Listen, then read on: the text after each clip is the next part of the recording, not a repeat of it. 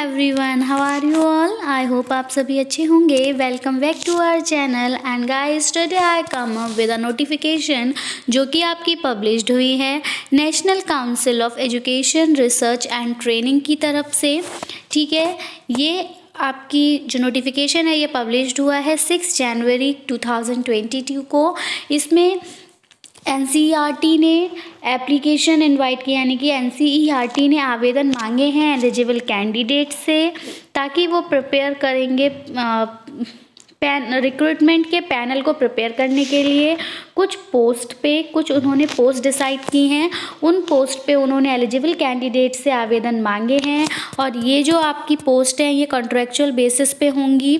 ठीक है, and projected being coordinated by NCERT. और कुछ प्रोजेक्ट्स पे ये आवेदन ले रहे हैं जो कि एनसीईआरटी के द्वारा कोऑर्डिनेट किया जाएगा अंडर समग्र शिक्षा।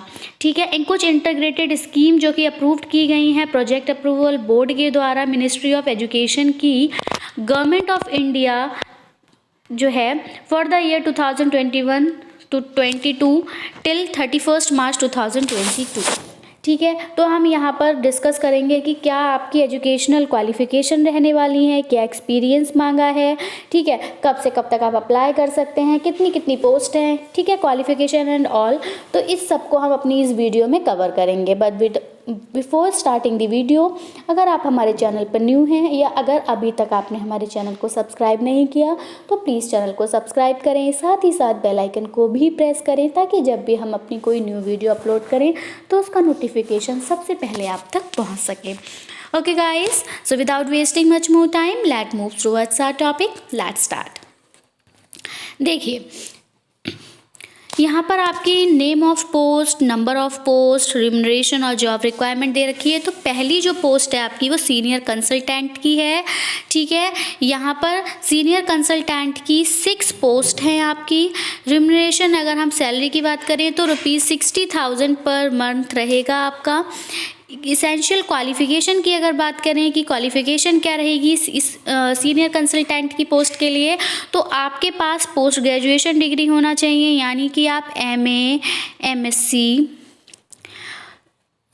ठीक है, एमए, एमएससी या एमकॉम होने चाहिए किसी भी एक इनमें से डिपार्टमेंट में, यानी कि साइंस में आपने किया हो अपना पोस्ट ग्रेजुएशन, स्टैटिस्टिक्स में, मैथमेटिक्स में, कॉमर्स में, सोशल साइंस में, humanities, education, psychology, computer science से आपने अपना पोस्ट ग्रेजुएशन कंप्लीट कर लिया हो किसी भी एक रिकॉग्नाइज्ड यूनिवर्सिटी या इंस्टीट्यूशन से विद 55% मार्क्स। आपके 55% मार्क्स यहाँ होने चाहिए। नेक्स्ट जो है वहाँ पे ये बताया कि 5 ईयर का एक्सपीरियंस होना चाहिए एजुकेशनल रिसर्च की फील्ड में आपको, करिकुलम डिज़ाइनिंग एंड डेवलपमेंट या फिर टीचर एजुकेशन। ठीक है, यानी कि इन फील्ड में से एजुकेशनल रिसर्च, करिकुलम डिज़ाइनिंग या फिर designing and development and teacher education में से आपके पास 5 ईयर का एक्सपीरियंस होना चाहिए। प्री सर्विस में होने चाहिए आप या फिर इन सर्विस, यानी कि अभी या तो जॉब कर रहे हो या फिर पहले जॉब की हो। तो 5 ईयर का यहाँ पे एक्सपीरियंस मांगा है। डिज़ायरेबल और क्या रहेगा, बीएड हो या फिर एमएड हो, आपने किसी भी इंस्टीट्यूशन से बीएड या एमएड कर रखा हो, ये उस क्वालिफिकेशन के साथ में है। एमएससी के साथ साथ आपने या तो बीएड एमएड कर रखा हो, या फिर आप पीएचडी हो किसी भी रिलेवेंट सब्जेक्ट में, या फिर आपने एमफिल कर रखा हो, या फिर आपने नेट या स्लेट का एग्ज़ाम क्वालिफाई किया हो। प्रोफिशिएंसी हो, इंग्लिश और हिंदी दोनों लैंग्वेज आनी चाहिए, कमांड होनी चाहिए दोनों लैंग्वेज पे, एंड वर्किंग नॉलेज होनी चाहिए कंप्यूटर एप्लीकेशन की।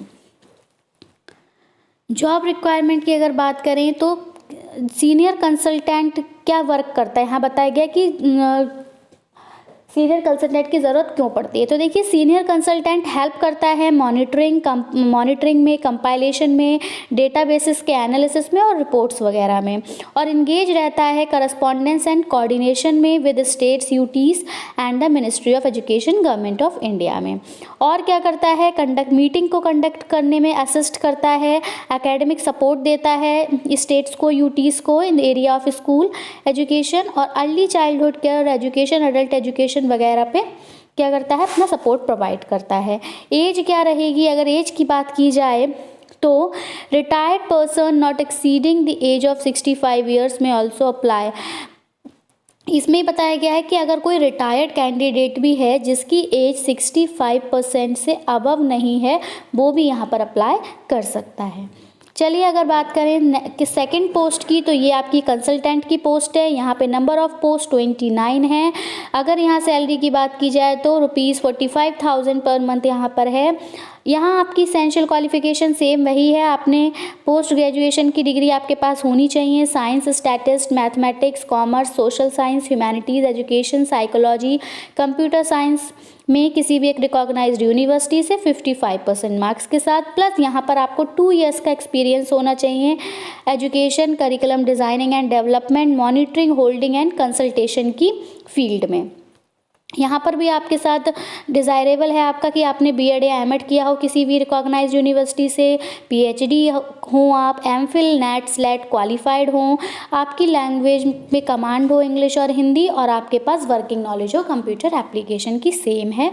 और यहाँ पर एज की बात भी वही है कि अगर कोई रिटायर्ड पर्सन है जिसकी एज 65 से क्रॉस नहीं हुई है तो वो भी अप्लाई कर सकता है।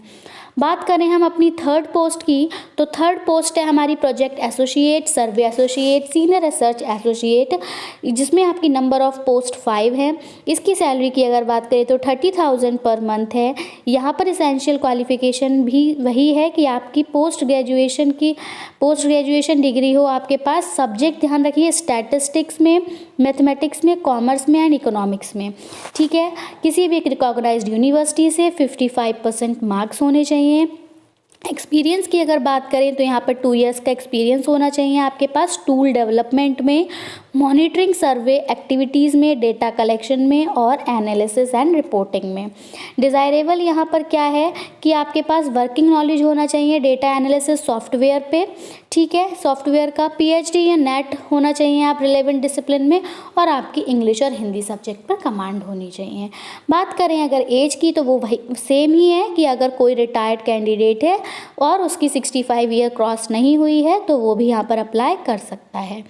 जॉब रिक्वायरमेंट क्यों ज़रूरत पड़ती है, तो ये लोग क्या करते हैं, ये असिस्ट करते हैं सर्वे एक्टिविटीज़, ये सर्वे एक्टिविटीज़ करते हैं और कोऑर्डिनेशन करते हैं फील्ड एक्टिविटीज़ में, डेटा प्रोसेसिंग में, और हेल्प करते हैं प्रिपरेशन ऑफ रिपोर्ट्स एक्सेट्रा में। ओके, नेक्स्ट हमारी जो पोस्ट है वो आपकी जूनियर प्रोजेक्ट फेलो की है। यहाँ पर टोटल नंबर ऑफ़ पोस्ट 12 है। यहाँ पर अगर सैलरी की बात करें तो नेट क्वालिफाइड कैंडिडेट को 25,000 पर मंथ दिया जाता है, और विदाउट नेट की अगर बात करें तो ये आपका 23,000 है। इसेंशियल रिक्वायरमेंट क्या है यहाँ पे कि आपके पास पोस्ट ग्रेजुएशन डिग्री होनी चाहिए science, statistic, mathematics, commerce, social science, humanities, education, psychology, computer science में किसी भी एक रिकॉग्नाइज्ड यूनिवर्सिटी से 55% मार्क्स के साथ। और यहाँ पर एससी और एसटी को रिलैक्सेशन दिया गया है, एससी, एसटी और पीएच कैंडिडेट्स को, कि इनके पास 50% मार्क्स इनके लिए एप्लीकेबल हैं।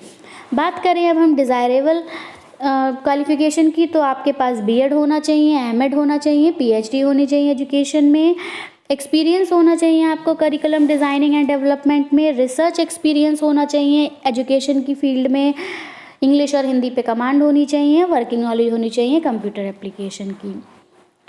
एज यहाँ पर जो है वो आपकी ये है कि आप ये एज आपकी बिलो 40 इयर्स होनी चाहिए यूजीसी की गाइडलाइंस के अंतर्गत, यानी कि ये स्टूडेंट्स जो अभी स्टडी कर रहे हैं उनके लिए एप्लीकेबल है कि उनकी एज यहाँ पे 40 इयर्स से कम होनी चाहिए। यहाँ कोई एक्सपीरियंस नहीं मांगा गया है, ठीक है, तो ये स्टूडेंट्स के लिए है कि आपकी जो 40 इयर्स से आपकी एज कम होनी चाहिए, ठीक है। 5 इयर्स का रिलैक्सेशन एससी, एसटी और विमेन कैंडिडेट्स को मिल जाएगा। वो कैंडिडेट जो कि ऑलरेडी वर्क कर चुके हैं जेपीएफ काउंसिल में 2 इयर्स के लिए या फिर हाफ इयर्स के लिए, वो एलिजिबल नहीं होंगे इस पोस्ट के लिए। ओके, नेक्स्ट हम अगर अपनी नेक्स्ट पोस्ट की बात करें तो ये पोस्ट हमारी ऑफिस असिस्टेंट की है। इसके लिए जो इसेंशियल रिक्वायरमेंट यानी क्वालिफिकेशन है वो है कि आपने ग्रेजुएशन हो, आप ग्रेजुएट हो, आपने किसी भी एक डिसिप्लिन से ग्रेजुएशन कर रखा हो, वो आपने चाहे बीए कर रखा हो, एमए कर रखा हो, बीए कर रखा हो, बीएससी कर रखा हो, ठीक है, बीकॉम हो आप, तो कोई भी आपके पास ग्रेजुएशन होना चाहिए, कोई भी ग्रेजुएट हो आप, 2 इयर्स का एक्सपीरियंस होना चाहिए आपके पास managing programme activity and funds, ठीक है।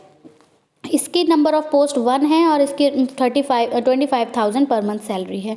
यहाँ पर डिज़ायरेबल है, यहाँ पे मांगा गया है कि आपके पास गुड नॉलेज होनी चाहिए नोटिंग एंड ड्राफ्टिंग लेटर की, ठीक है। आपको नोट करना आना चाहिए, लेटर को ड्राफ्ट करना आना चाहिए, इंग्लिश और हिंदी दोनों में। नॉलेज होनी चाहिए आपको अकाउंट को हैंडल करने की, और वर्किंग नॉलेज होनी चाहिए आपको कंप्यूटर एप्लीकेशन की। एज यहाँ पर जो रहेगी वो रहेगी रिटायर्ड पर्सन, नॉट, यहाँ पर भी अगर कोई रिटायर्ड पर्सन है जिसकी एज 65 ईयर्स से क्रॉस नहीं हुई है तो वो यहाँ अप्लाई कर सकते हैं। नेक्स्ट आपका है एसेंशियल अकाउंटेंट का पोस्ट। यहाँ पर आपकी नंबर ऑफ पोस्ट 1 है और रिम्यूनरेशन 25,000 पर मंथ है। यहाँ पर भी आप ग्रेजुएट होने चाहिए किसी भी एक डिसिप्लिन में, और आपके पास 2 इयर्स का एक्सपीरियंस होना चाहिए अकाउंट हैंडलिंग में। डिज़ायरेबल है कि आपके पास गुड नॉलेज होनी चाहिए नोटिंग एंड ड्राफ्टिंग लेटर, वही लेटर की, और वर्किंग नॉलेज होना चाहिए आपको कंप्यूटर एप्लीकेशन में। एज वही है कि रिटायर्ड पर्सन भी इसमें अप्लाई कर सकते हैं, यानी कि 65 ईयर्स से ज़्यादा की एज ना हो। जॉब रिक्वायरमेंट क्यों होती है, तो यहाँ पर ये लोग क्या करते हैं, ये लोग ड्राफ्टिंग करते हैं नोट्स की और लेटर्स की, और अकाउंट प्रोग्राम को देखते हैं। फिर यहाँ पे आपको बताया गया है, वो तो हमने क्वालिफिकेशन जानी थी, नंबर ऑफ़ पोस्ट जानी थी, और नेम ऑफ़ द पोस्ट जाना था, और उनका सैलरी जाना था। यहाँ हम जानेंगे कि जो भी इंटरेस्टेड कैंडिडेट्स हैं वो अप्लाई कर सकते हैं गूगल फॉर्म लिंक से, जो कि आपके मेंशन्ड होगा हर पोस्ट। यहाँ पे आप देख पा रहे होंगे, आप किसी भी पर्टिकुलर पोस्ट के लिए इस लिंक से अप्लाई कर सकते हैं। ये जो आपका लिंक है, ये लिंक आपके हर पोस्ट के आगे दिया हुआ है, तो इस पर्टिकुलर लिंक पर क्लिक करके ही आप अप्लाई कर सकते हैं, ठीक है। आप अप्लाई कर सकते हैं 15 जनवरी 2022, यानी कि बहुत शॉर्ट टाइम के लिए ये नोटिफिकेशन आउट हुआ है। इसको आप ओनली 15 जनवरी तक फॉर्म अपना फिल कर सकते हैं। कैंडिडेट सबसे पहले शॉर्टलिस्ट किए जाएंगे उस बेसिस पे जो कि इन्फॉर्मेशन सबमिट की है उन्होंने गूगल फॉर्म के थ्रू। ये आपकी सोल रिस्पॉन्सिबिलिटी, आपकी मेन रिस्पॉन्सिबिलिटी रहेगी कैंडिडेट की कि वो करेक्ट इन्फॉर्मेशन को सबमिट करें फॉर्म के साथ, और डॉक्यूमेंट्स को प्रोवाइड करें उसके सपोर्ट में, यानी कि आप अपने डॉक्यूमेंट्स को इंटरव्यू के टाइम पर लेकर आएँ अपनी जो आपने जो इन्फॉर्मेशन फिल की है उसके सपोर्ट में। जो ओनली शॉर्टलिस्टेड कैंडिडेट्स को ही बुलाया जाएगा इंटरव्यू के लिए, ठीक है, इन ऑनलाइन या तो ऑनलाइन या फिर फेस टू फेस मोड, ये बाद में डिसाइड किया जाएगा। नोटिस जो होगा इंटरव्यू का वो आपकी ईमेल आईडी पे भेज दिया जाएगा, जो ईमेल आईडी आप फॉर्म भरते टाइम फिल करेंगे। ये रिस्पॉन्सिबिलिटी भी कैंडिडेट की है कि वो पूरी एलिजिबिलिटी कंडीशन को फिलफिल करते हों, एजुकेशनल क्वालिफिकेशन में, एक्सपीरियंस में, ये आपको ध्यान रखना है, अदरवाइज़ आपका फॉर्म जो है वो कैंसिल आउट हो सकता है। ये जो पोस्ट हैं ये प्योरली टेम्पररी हैं, ठीक है। पोस्ट इंक्रीज़ भी हो सकती हैं और डिक्रीज़ भी हो सकती हैं आपकी नीड को देखते हुए, यानी कि आप जिस तरह से वर्क कर रहे हैं या फिर आप जिस तरह से इंटरव्यू में अपीयर होंगे उसकी नीड को देखते हुए आपका जो पोस्ट है वो इंक्रीज़ और डिक्रीज़ हो सकती हैं। फर्दर पोस्ट जो है वो कॉन्ट्रेक्चुअल है, ठीक है, PAB PAC के अगेंस्ट प्रोग्राम में with no provision of increment. यहाँ कोई इंक्रीमेंट नहीं होगा आपकी सैलरी में, यह ध्यान रखिएगा, सैलरी में कोई भी इंक्रीमेंट नहीं होगा। And it will not provide any claim for regular employment in NCERT, और ये NCERT के रेगुलर एम्प्लॉयमेंट को कोई भी क्लेम भी नहीं देता है, ठीक है। शॉर्टलिस्टेड कैंडिडेट्स जो होंगे वो प्रिंट आउट लेकर आएंगे एप्लीकेशन फॉर्म का, ठीक है, अपने प्रेस्क्राइब फॉर्मेट में, और अपने साथ along with self attested photocopy of testimonials, यानी कि आपके जो भी डॉक्यूमेंट्स हैं उनकी सेल्फ अटेस्टेड कॉपी के साथ आप अपने फॉर्म को लेकर आएंगे। एक फ़ोटोग्राफ लेकर आएंगे इंटरव्यू के टाइम पे। कैंडिडेट्स को ये भी बताया गया है कि वो ओरिजिनल सर्टिफिकेट्स भी लेकर आएंगे वेरिफिकेशन के लिए at the time of interview, ठीक है। फिर यहाँ पे आपको कुछ इंपॉर्टेंट इन्फॉर्मेशन दी है कि TADA एडमिसिबल, कोई भी TADA की ज़रूरत नहीं है, ठीक है। No TADA is admissible for attending the interview और ज्वाइनिंग द पोस्ट। आपको पोस्ट ज्वाइन करने के लिए, इंटरव्यू अटेंड करने के लिए कोई TADA की ज़रूरत नहीं है। सिलेक्टेड कैंडिडेट्स को रिक्वायर है, मतलब सिलेक्टेड कैंडिडेट्स को तुरंत ही ज्वाइन करना होगा। कैंडिडेट्स प्रोड्यूस कर सकते हैं रिटन और पब्लिश्ड वर्क, ठीक है। काउंसिल रिजर्व जो रहेंगे द राइट, उसमें राइट टू रिलैक्स मिले एनी ऑफ ए रिक्वायरमेंट, कोई भी एक रिक्वायरमेंट में उनको थोड़ा सा एक पे रिलैक्स मिल जाएगा, एजुकेशनल क्वालिफिकेशन, एक्सपीरियंस या कहीं पर भी एक्सेप्शनल केसेस में, हर केस में नहीं। कैनवेसिंग होगी, any means shall be taken seriously and candidature is liable to be rejected. अगर कोई भी त्रुटि पाई जाती है तो कैंडिडेट्स को यहाँ पर रिजेक्ट कर दिया जाएगा। एलिजिबल रिटायर्ड एम्प्लॉयज़ जो होंगे NCERT के, जो कि रेलेवेंट क्वालिफिकेशन पसेस करते हैं और एक्सपीरियंस है, तो वो भी यहाँ पर अप्लाई कर सकते हैं। तो ये आपका नोटिफिकेशन था। आई होप आपको इन्फॉर्मेशन वैल्यूएबल लगी होगी। ये आपका एप्लीकेशन फॉर्मेट है। यहाँ पे आपको इस तरह से अपना फॉर्म फिल करना है, उस पोस्ट का नेम लिखना है जिसके लिए आप अप्लाई कर रहे हैं। मानिए आप सीनियर कंसल्टेंट के लिए अप्लाई कर रहे हैं, तो आप यहाँ पर उस पोस्ट का नेम डालेंगे। यहाँ पर आपका फोटोग्राफ लगेगा, ठीक है। आप यहाँ आपका फुल नेम होगा, सपोज़ आपका नाम जो भी है XYZ, आप यहाँ पे नेम फिल करेंगे। आपके स्पाउस यानी कि फादर, हस्बैंड, किसी का भी नाम ABC है। डेट ऑफ बर्थ आपकी जो भी है, ठीक है, वो डेट ऑफ बर्थ आप यहाँ पर फिल करेंगे, जो भी आपकी डेट ऑफ बर्थ है, एंड ठीक है। आपका जो भी एड्रेस है वो एड्रेस आप फिल करेंगे। यहाँ पर आप परमानेंट एड्रेस फिल करेंगे, यहाँ पे आप वो एड्रेस फिल करेंगे जहाँ आप रह रहे हैं।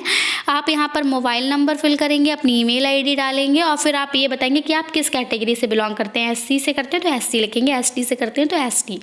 फिर यहाँ पर आप अपना एजुकेशनल क्वालिफिकेशन फिल करेंगे, सीरियल नंबर 1 डालेंगे। मतलब यहाँ पर जितनी भी आपकी क्वालिफिकेशन है, मान लीजिए 1 नंबर डाल के आप अपना यहाँ पर ग्रेजुएशन लिख सकते हैं, 2nd नंबर डाल के पोस्ट ग्रेजुएशन, 3rd नंबर डाल के आपने PhD भी कर रखा है। तो जो भी आपकी क्वालिफिकेशन है वो यहाँ पे नंबर डाल के नोट करेंगे।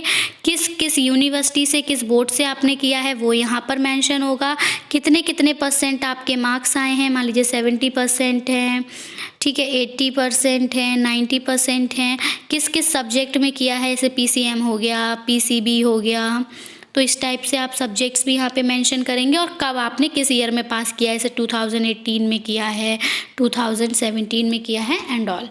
प्रोफेशनल क्वालिफिकेशन यहाँ पर आपकी रहेगी कि आपके पास किसका सर्टिफिकेट है, क्या डिप्लोमा है, अपने कंप्यूटर एप्लीकेशन में सर्टिफिकेट है, आपके पास CCC एंड ऑल।